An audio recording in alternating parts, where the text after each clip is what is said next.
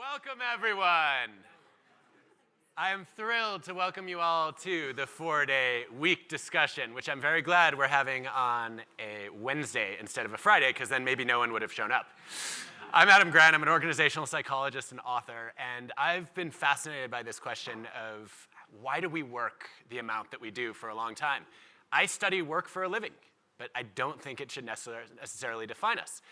And it was about a century ago that Henry Ford, not exactly known for his enlightened views on management and taking care of humans, reduced the work week from 6 days to 5.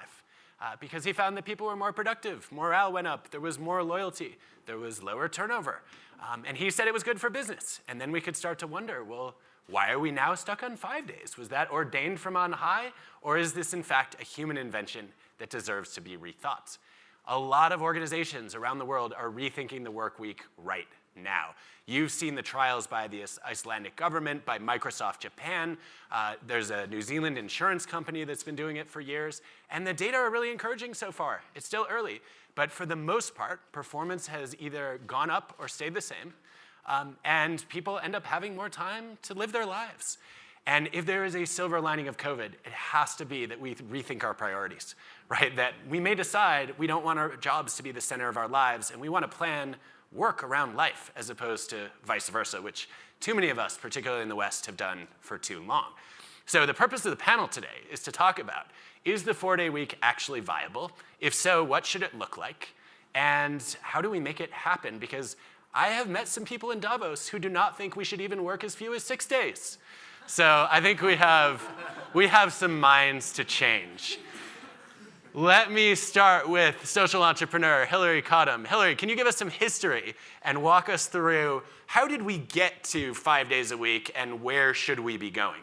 Okay, so let me say to start off that the question was necessity or luxury, and I think that this is a complete necessity for environmental reasons, for human well-being, flourishing reasons, and also for economic reasons. And I think what's really interesting is that, when you ask me about history, is that we think time is immutable, but if we look at the history of work, it changes. So we used to live by prayer time, some societies still do.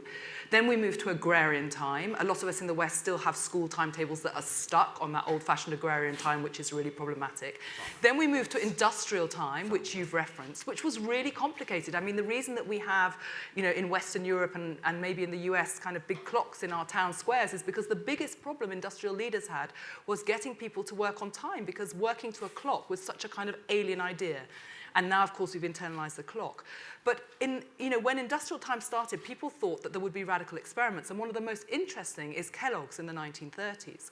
And what happened in the 1930s in Kellogg's is that Kellogg's, it was one of the biggest factories, the breakfast cereal. He offered his workers 6-hour shifts from 8 hours for exactly the same pay. And what happened was that people flocked to Kellogg's.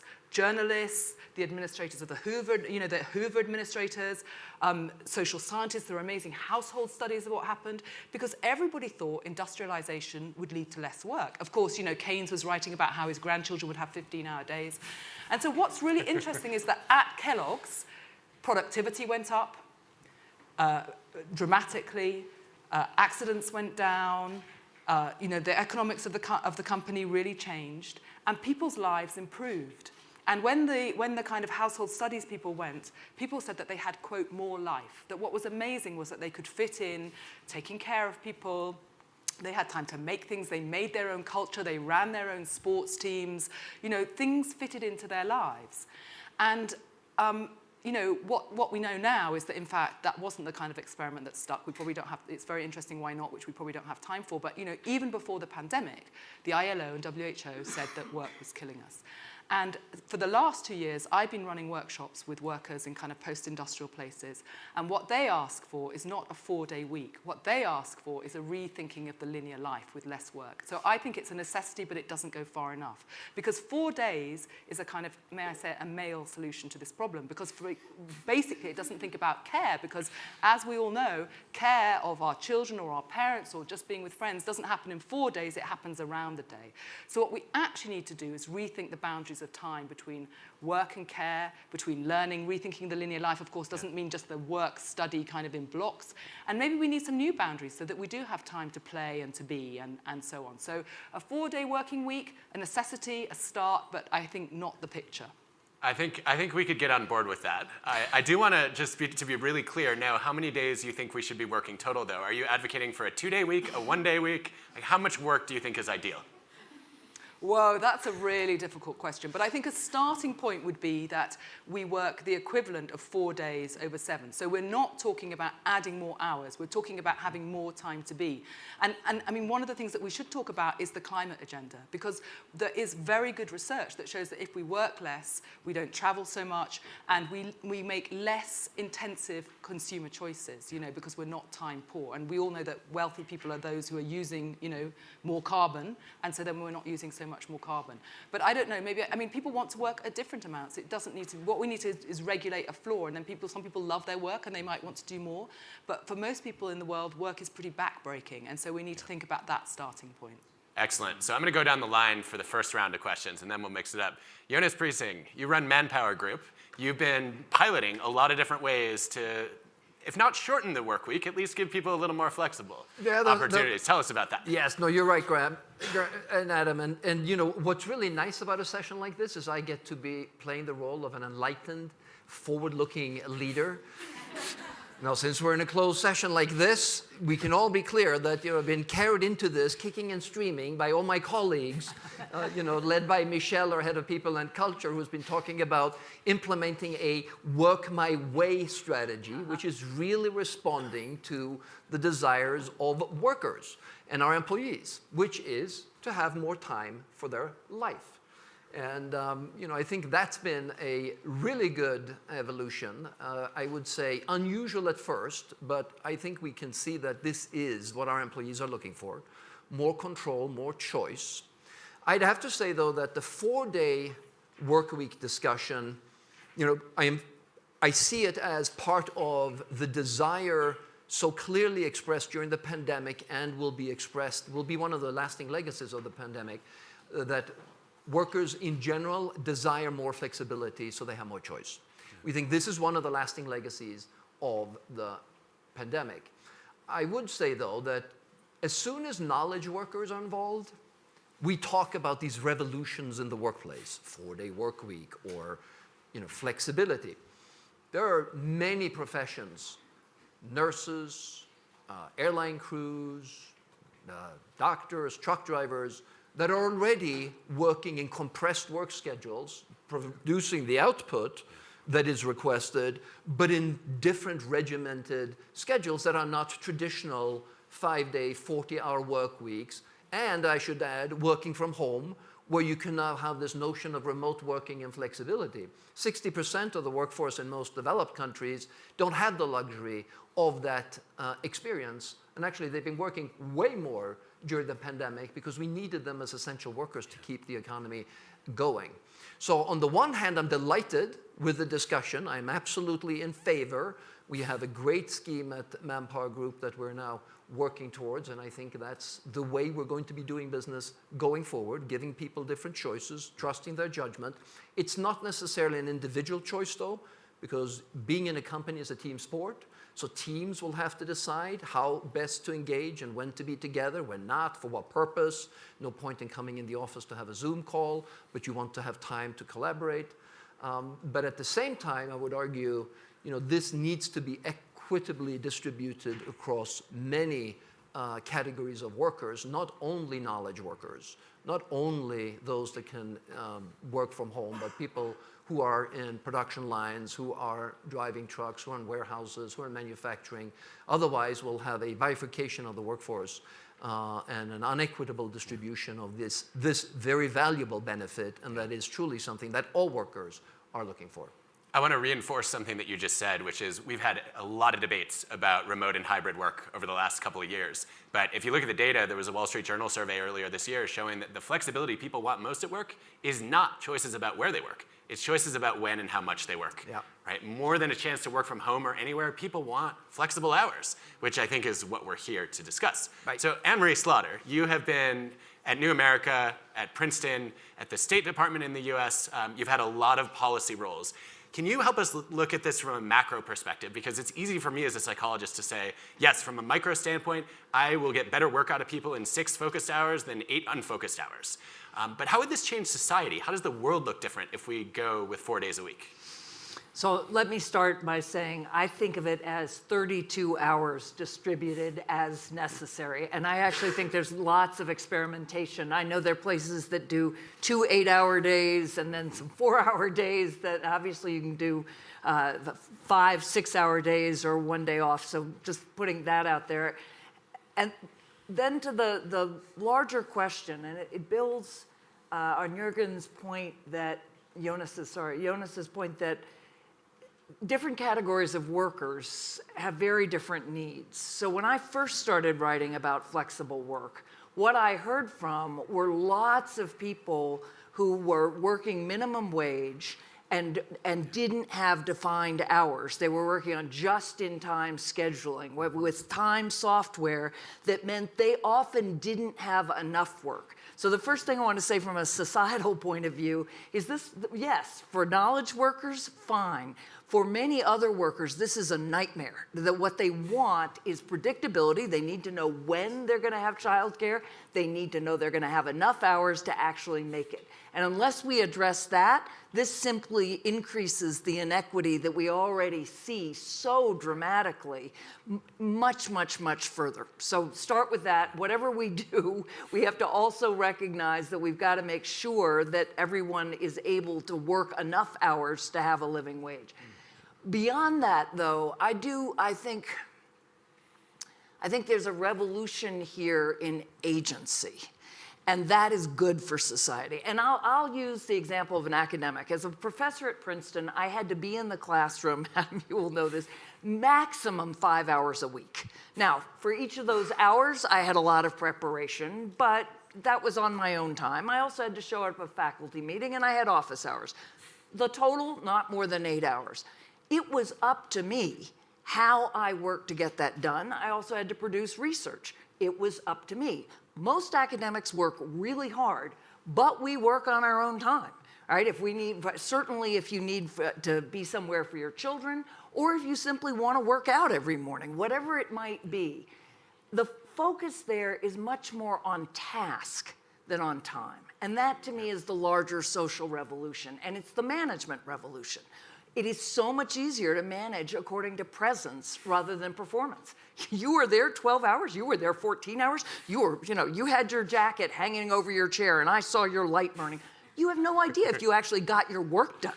So, but thinking about tasks means we really have to prioritize what needs to get done and what, like half of my inbox, maybe 2/3 of my inbox, should actually be burned, right? It is not productive work. It gives the illusion of productivity, but it's not, productivity is me sending things out where I've decided this is really important work, or doing the work that takes more time. So I do think it would be far better for society, again, thinking about all of society. I think it would give us time to be whole human beings. Hillary and I have written a lot about what we call sapiens integra. So there's Homo economicus, this mythical, human being that is rational all the time and driven by a set of utilities. And then there's whole human beings who also have care and connection and other good things. I think it would be good for all of society, but I also think this increase in agency of here's what we need done, now you figure out how best to do it. This reminds me of one of our deans who complained that I didn't go to enough faculty meetings and I needed to put in more FaceTime. And so I FaceTimed him. I also would really like to know the physics of how to burn email, but that is for another day. I know. I was sort of having this nice image of it just like self-destructing. Yeah, like Yes. in Mission Impossible. Which really captures the rage that Yes, you it feel does. about all these intrusions into your life. Ahood al-Rumi, as a minister, you have embarked on one of the bolder tests of a shorter work week. Can you tell us about, I think it's 4.5 days. Some opted for 4.5, some opted for 4. But before I start, Adam, if you allow me, this concept of the shorter work week, I kept my eye on it for many years, given my previous role as Minister of Well-being in my government. And I saw there were many trials around the world since 2008, but something shifted in the past 2 years. I think, as Jonas said, this may be part of the impact of COVID and the pandemic, where people went through a roller coaster of change. They worked from home. The line between the personal and professional life blurred. And then when they started going back to the organizations or reboarding in the organization, there was a tension. There was more demand for flexibility, well-being, discussion about mental health, and also more demand or the tension between the remote and the physical work. I see more of the implementation around the world in the private sector rather than the governments. And I can understand that because governments usually are slow. They have rigid systems.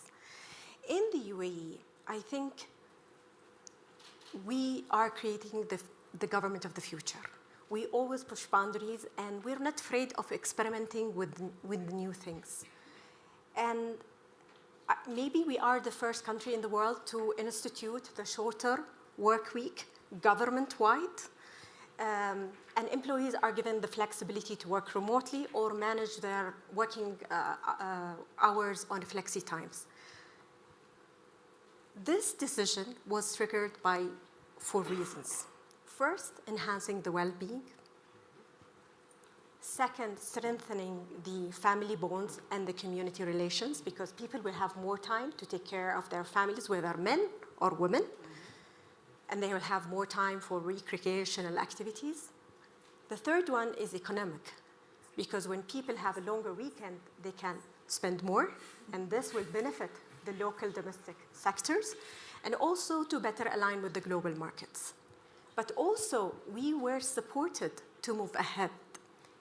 And I can mention some of the factors that really supported us in this implementation.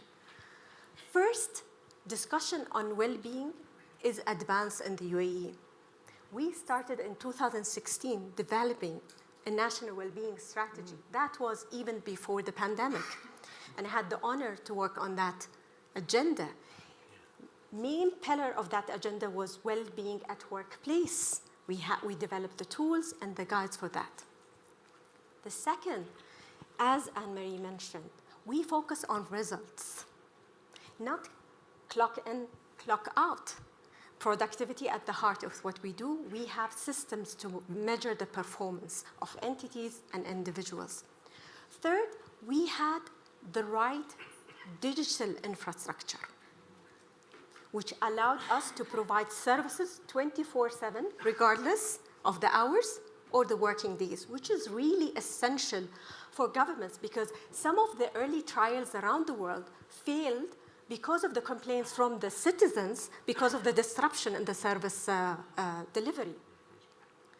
And the fourth thing is that we had agility in our HR system. We were able to move fast, and we were supported by the leadership.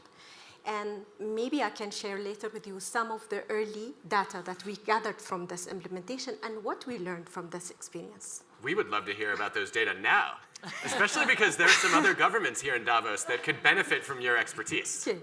Thank you, Adam. We started the implementation in January 2022. We planned it very well because, government entities are sensitive to change. So we had to do a lot of coordination to make sure schools, hospitals, government entities, they are on board.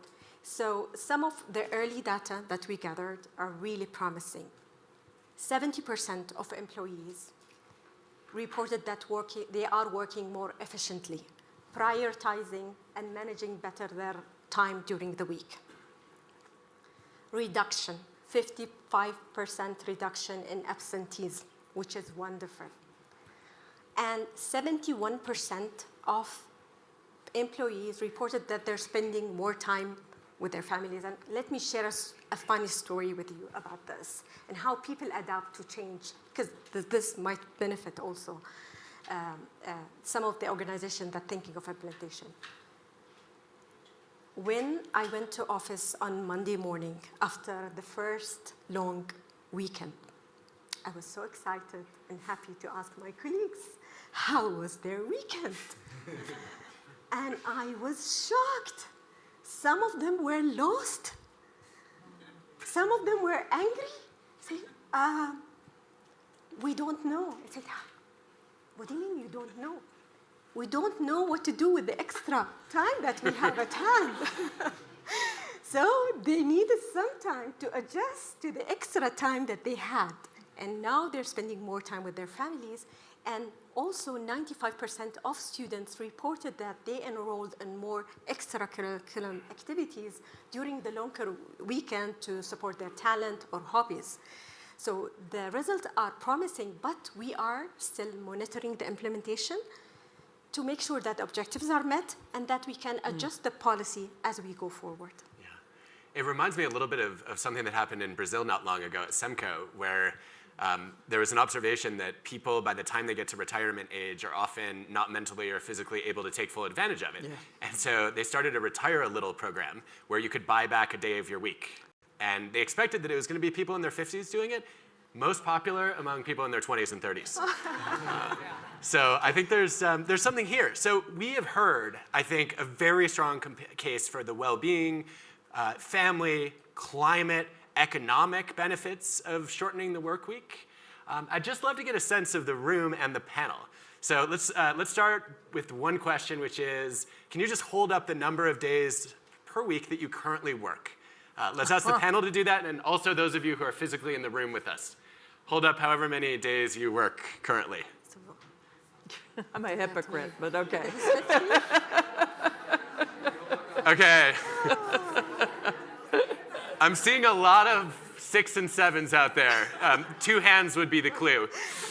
And then how many days ideally would you be working moving forward? What you want. Yeah, what I want. I mean, I could work 4 to 5. Yeah, of course it can be flexible. You can go like this, if that helps you. Jazz hands. All right, so I think the majority, both of the panel and of the room, is working a lot and wants to be working less, even if they love their work. Yeah. So what are the obstacles to moving toward that world, and how do we overcome the resistance? I'm going to open this up. Whoever has thoughts, where do we go next? And I will cold call if I have to, but I know you all have thoughts. No, go ahead. No, you go. Well, I was just going to say that I think that what Abud said is really interesting, that we do have to kind of relearn how to use disposable time. And we did see this in the pandemic. We saw people, beginning to take up knitting or baking, and we began to kind of use our leisure time in different ways. But I also wanted to come back to a point that both of you made, which is that I read this analysis recently that actually Keynes was right, that over our lifetime we do work 15-hour weeks. It's just that, as you said, we have it all at the end of our lives. And one of the most interesting experiments that I've seen is in Scotland, where in the state is, and it's interesting that the state can be a mover of these examples, is asking people with very difficult work, like you're a grave digger or a rubbish collector. So in the state, you can only apply for those jobs when you're young. And then when you're a bit older, you do kind of slightly easier work. And then at the end, you become kind of a community worker, a janitor that's kind of... So you can also sort of spread the load in that way, which I think is really, really interesting. It'd be amazing if work and family didn't peak at the same time in our lives. Well, exactly. But we are our own worst enemies, aren't we? I mean, I think that's or at least here in Davos we are, like not necessarily everybody, let's be. But isn't the source of the happiness and the delight with the ability to work in new and different ways, the ability to choose how you want to work that works with your life? And different people have different circumstances. So for some people, getting the extra day, the formal extra day, you only work 4 days as opposed to 5, may give them a lot of disposable time that they can do other stuff in, and they'll be delighted with that. Whereas other people may say, you know what, dropping off kids at bus and picking up kids at bus, priority number 1. If I can work my way around that and I fix that, I'm delighted. And I'll be happy to work, on a Saturday to catch up on stuff I didn't have time to do before, because I saw some interesting research recently in the U.S. As you know, we don't have a lot of vacation, but there are some companies as part of their new employee offering say unlimited vacation is the benefit, expecting people to be delighted. No, they don't take it. And you know what the outcome is when you give unlimited vacation in organizations that treasure a lot of work? People take less vacation because the cultural environment is, it's not seen as rewarding and or being rewarded. So I think it's the notion of choice that gives the benefit and the delight. At least when I think about this from my perspective, that I enjoy working, when I can and when I'm interested in different topics, but it can happen, all the time at different times, and I have time to do other things as well. I feel the same way, and I feel like I should disclose. I work part of a 6th day because nobody else is working then. And I want everyone else to go to 4 so that the 5th day will be like that. Henry? So I will say at New America, you get 6 weeks paid time off. So that includes everything. And you can only roll over 2 of those weeks. So if you don't take 4 weeks, you're just leaving money on the table. You will not cash it out when you leave. But that's how strongly I believe that fundamentally, I put this on my out of office in August, that I can do 12 months of work in 11 months, but not in 12 months. You give me that 1 month off, and really off. I mean, yes, I read, I do the kind of thing that I never have time to do, but I don't do email, I don't do your sort of standard stuff. And that recharges you. I mean, again, you need that for your productivity, your creativity, all of that. So I actually think even in the United States, we desperately need to change that. But right. This question about, it does come down also to what we value in how people spend their time. So in the Atlantic article I wrote a decade ago, I pointed out that if you had a man in your office who got up at 4 to train for a marathon and then came into the office and worked a regular day, he would just be, wow, look at that discipline. That's really something. Very much impressed. The woman who does that, and I know many, who gets up at 4 to make sure the lunches are packed, all the stuff is organized, getting her kids ready, and then comes in, is actually regarded as less than if she's spending time on care. So the question is, and you could think of lots of other hobbies in the same way. What do we value? The United States really thinks that how hard you work is the measure of your moral worth. And in fact, I would argue that caring for your family is, and of course work supports a family. We're all aware of that. But that the time you spend on emotional caregiving is just as, really, if anything, it's more a measure of moral worth, but at the very least it's equal. So if we're gonna think about time off, we have to not undercut it by thinking only some things or sneaking that work on the weekend is what really defines about a human being we admire, as opposed to a really well-rounded human being, a human being who has many hobbies or really spends that time on community or family care. Wow, being a hard worker does not make you a good person. You heard it in Davos. I work hard and I expect people to work hard, but that doesn't mean working all the time. Far from it. All right, I'm looking at time. I want to make sure we have time for lots of audience questions. So let's begin. We have a hand. I just want to remind everyone that questions do end with a question mark. Thanks, everyone. Hi, Hiba Ali. I run a news organization that reports about conflicts and disasters around the world, so we're very busy, so I work a lot. And appreciate all this thinking, but I suppose you can switch down to 4 hours or 4 days a week. But 4 hours a day. 4-hour work week. But if everything around you is still moving at the same pace, it's impossible. You can't. So you need the whole society to slow down, and that's a much bigger challenge than telling your employees you can work 4 days a week. So how do you tackle that piece of it? Can I try? So in the UAE, the shorter work week was implemented for government. We did not impose it on private sector. What happened, interestingly, that 50% of the private companies followed the decision. And even some of the global companies who have offices in the UAE took that practice and applied it in their offices across the world. So I agree with you. There should be a coordinated effort from the private sector, public sector, to make it easy and for people to adapt, for whether they have children in school or they're working in the private sector or the public sector. So this is also a lesson learned from the UAE. I wonder if that would work in reverse. If a bunch of private companies start it, will governments follow? I think we have a bunch of hands. Right over there, please. Thanks very much. I'm John Neal, I'm chairman of Unipart Group. You know, I think we've all learned the benefits of flexible working, and we've all enjoyed it, and there's a lot to learn from it. And if you ask people, would you like to work less hours, it's pretty easy to say yes. But maybe you have to ask them another question, which is you work in a Western economy, which is in deep debt.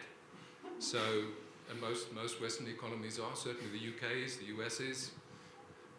If you asked another question which said, well, you can work 4 hours a week less, but not so much money for education, not so much money for healthcare, sorry, we can't spend any money on climate change, or you could work 4 hours more, and maybe we have a chance of fixing climate change and all the other things. Maybe you'd get a different answer, and I just wonder what the thoughts of the panel are on that question. So can I just ask a clarifying question? You're assuming you'd get paid less? No, you'd get paid, but you'd be The same amount as now? Yeah, exactly. So the tax revenues would be the same? No, the tax would be up because by and large, the GDP is a function of how many hours we all work, oversimplification. So if people are working more hours, there's a greater GDP, a greater tax take, and therefore more money that can be spent by the state on providing benefits for people. So, you know, the reason it's a controversial point is because we all kind of like the idea of working less hours and being more flexible, but there's an economic cost to it. So if you just ask people, would you like to work less? Yeah, sure I would. But would you like to pay the consequence of that? And then a more controversial question is, if we asked you to work more hours, but you'd get these benefits, what would be the answer? And that's the question I'm really asking for the views of the panel on. And I realize it's a little counterintuitive in an environment where we all like the idea of working less and working more flexibly. I think our panel is rejecting the premise of the question. Well, I think what you're getting at is, you know, the drive for productivity. And I think assumed in all of this is what Anne-Marie said is 12 months of work done in 11 or 10 or whatever it is. Because by the same token, if you think back 100 years, we were working 70 to 80 hours a week. And productivity then took off because we were applying new technologies and our output increased. So we created prosperity through growth, but not by working more hours. We actually reduced the hours almost by half. If you think about this from an agrarian move, and Hillary, you talked about the agrarian move and then into the industrial era, and our capacity to produce wealth, you know, doubled or more than doubled many times over. And I think the premise of this discussion is, you know, with the help of technology and different ways of working, we are going to be able to create prosperity, but not by working more hours, but by increasing productivity in the way that we interact with innovation and technology. So I think that's sort of the starting promise, because I think everyone agrees, you know, you can't lower productivity. Productivity needs to continue to grow. But I think the great example of how quickly we can switch on stuff that we never thought we could, you know, remote working and technologies. It's not as if all the companies suddenly bought Zoom in 1 week. You know, we all had the technologies, but we used them, you know, infrequently and poorly, you know, working our normal lives. And then suddenly one day we couldn't go to the office. And the very same technology suddenly was the lifeline that saved all of our businesses, and we could continue operating in new ways. So the shift, when forced, can actually be dramatic and can be very, very quick as well. Can I add to this? I mean, I think, you know, it is true that all the experiments show, you know, within reason, that if you work less, you are more productive. So we do reject the premise, I think, of your question. But the other thing is, I think, what's really important is how expensive this overwork is. So this is why the ILO and WHO, their data shows that work is killing us. Because if you work too much, you have, you know, societies are dealing with a massive mental health crisis. They're dealing with all kinds of chronic disease crises because we're not kind of, out and about and walking, so we're kind of suffering from different chronic conditions. So there's a huge amount of, particularly state expenditure, that is actually addressing too much work because, unfortunately, the kind of work that is too much is not represented in this room because we are all kind of knowledge workers and leaders and so on. But for most people, this is a kind of huge issue. And then the other thing, just to go, because Anne-Marie raised the really important point of equality, but one of the biggest differentiators in what happens to our children is, does anybody have time to help them with their homework? Yeah. So if you have two parents working, as all the families that I work in the kind of work I do, really, really long hours, they don't have time for that. It's a massive marker of inequality that is then marking the next generation. And we have to think about this as sustainable over generations. We have a question in the front, and while the microphone is on its way, this is a good time to say that WEF actually has a framework on what good work looks like. And if you take a look here, I would just highlight a couple of things on here. Obviously, inclusion's there. Flexibility is huge. But we're also talking about health and well-being being part of the responsibility of an employer. And I think that has come on the radar in a big way in the last few years. And the cost of burnout for cardiovascular disease, for depression and anxiety, and a whole host of other psychological and physical conditions, I would estimate far outweighs the benefit of whatever extra hours we are putting in. Mina Al-Arabi, I'm the editor-in-chief of a newspaper called The National. It's a 24-hour media outlet. So like Heba, I think about, this is wonderful, but we have to cover the shifts. So one of the things, I had a two-pronged question. One is that we could give people 4-day weeks and reduce the hours they're working, but we'd have to find people who are equally skilled because it would have to be shift system. And at a time when we're looking at a real search for talent, but also the fact that there's 100% employment rates in a number of countries, how are we going to find that given the crunch that we're in and the expectations post-COVID? And in addition to that, not working would include not reading email. Is that possible for the majority of people who are not leaders, who can actually delegate down? Can you switch off, and is reading your email and keeping your eye on work and what's happening still considered work? Because I think even understanding what work means changes from person to person. But I'd really focus on the having the talent, because you think again about doctors. We don't have enough doctors to do really drastic surgeries. If they start taking more time off, that has a real impact. Who wants it? I mean, I have a lot to say, but I feel that I've said a lot about this. But I mean, I think obviously, when you look at different professions, I challenge your doctor point. I mean, in the British Health Service, we don't have enough professionals because it's like pouring water into a leaky bucket, because the working conditions are so stressful and so long that everybody is leaving. So we just can't train or steal enough people from other countries to keep our health systems going. But I think what's really interesting is that you see big worker gains in technology revolutions, but they have to fit with the technology. So one big gain in the last one was the weekend. If you told people they were going to have a paid weekend, people would have also said, but hang on a minute, like the production lines need to run 7 days. How is it possible to pay people for 2 days off? This is never going to happen. And yet, it has happened, and it's been rolled back. And what's interesting about digital technologies is it's asynchronous. So we should be able to think about how we kind of dovetail in new ways. And we just haven't I don't think we've imagined it enough. Now, when I run my workshops, people, they reach for this, and then if they're kind of lawyers or they're design clients or they're journalists, they say, but hang on a minute, this person expects always to see the same person. So part of it is normative. There may be some professions, which is why I think we need to think about the non-linear life. Like, you may do your job, Mina, for like 10 years, and then you may need to kind of think about doing something else because it's simply unsustainable to kind of, be brilliant in this way for that long. So I think that's, because I want to say one other thing is I think that this is not an individual thing, this is a social thing. Like, we need societies that give people time to rest, to retrain. So it's not about, rewarding the individual. We have to think about how we change the norms, which is why I think your work is so interesting, because, you've been doing it at the state level to kind of say, you don't have to do this, but this is the new norm. And I think that's very interesting. I'll just add one quick point to this, which is I also wonder if we need new models for shift work, since a lot of people in this room are thinking about that. Yes. I invested in a startup recently called A-Team that's trying to reimagine how we organize our work lives, and they've taken the builder economy and said, look, if you're a software engineer or a designer, you can team up with the people that you most want to work with, And then you can work on projects together, and these projects come out, and you can rent your skills out to the highest bidder or the most noble purpose, as opposed to working for one company. I wonder why we aren't doing that in more kinds of work, right? This is what Uber drivers do. You don't have assigned shifts. You have tasks that need to be done, and then there's a pool of people who are available to take those. What if all of our jobs were organized like that? We wouldn't have jobs, I guess, but we would have projects, and we would have a lot of flexibility around them. Exactly. And I would, no, please. No, I'm right.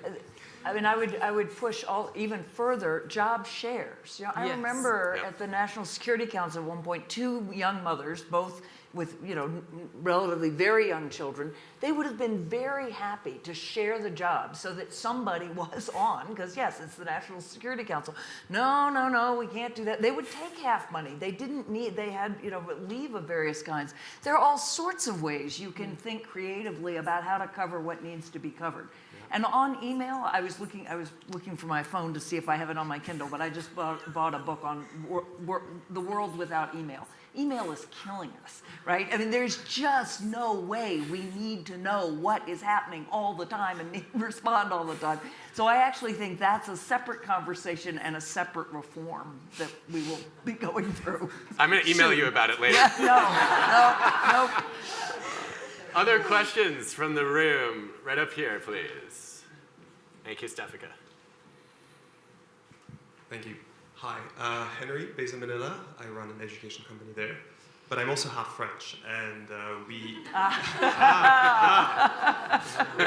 did implement a 35-hour working week. And I was just curious what your thoughts were, A, on that experiment, and B, on the role of government legislation.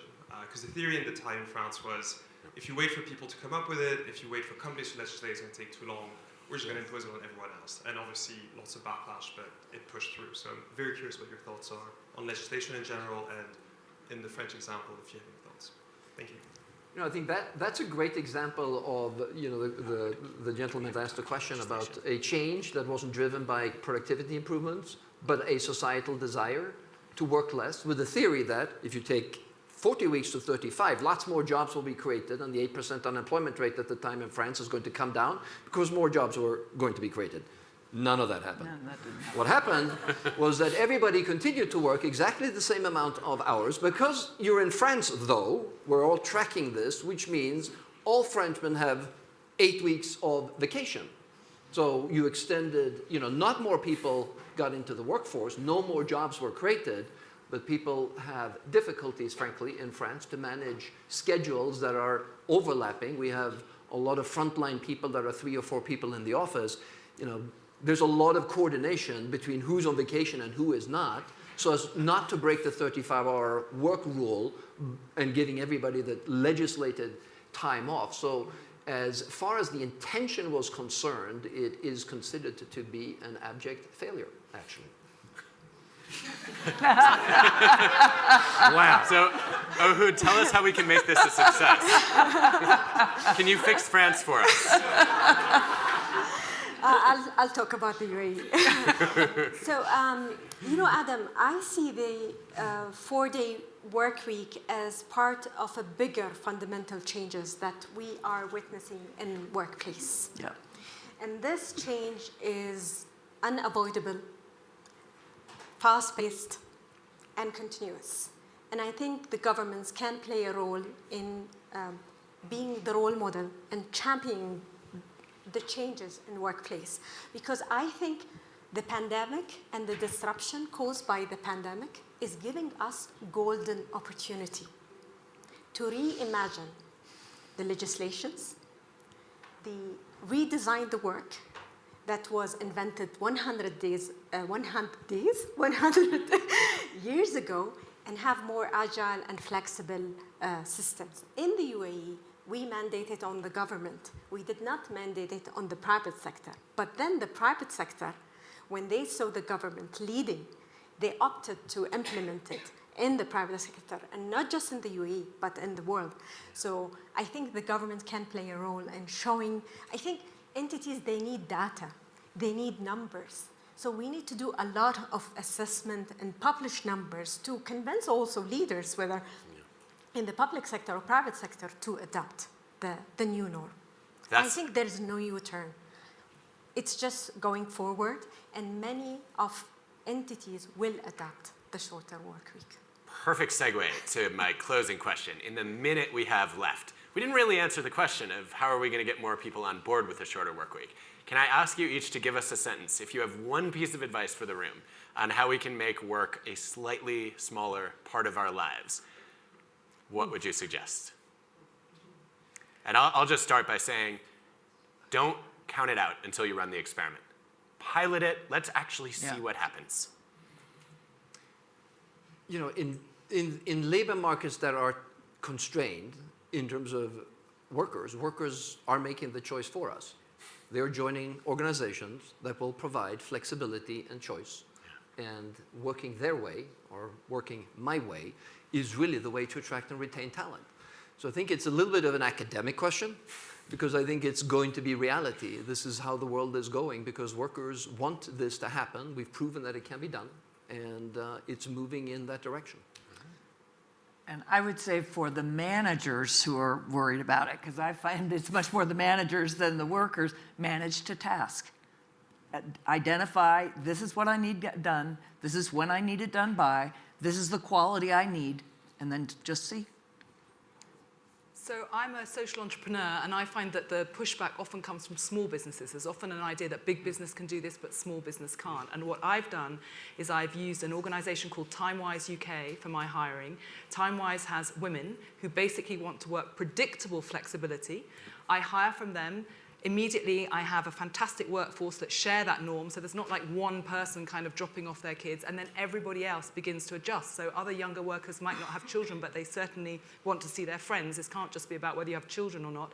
And so this immediately begins to kind of shift the norm. So, you know, don't do it a one-person thing, hire in that way for a cultural, and it can happen everywhere. Let's focus on the purpose. What are we trying to achieve here? I think it's the well-being and flexibility. So this can be achieved by a shorter work week or by other tools that can be the answer for the purpose. And for governments, I think the non-negotiable is service delivery to public. We cannot jeopardize the service delivery. So as long as we providing the services, the right service to our people, then we can adopt any solution.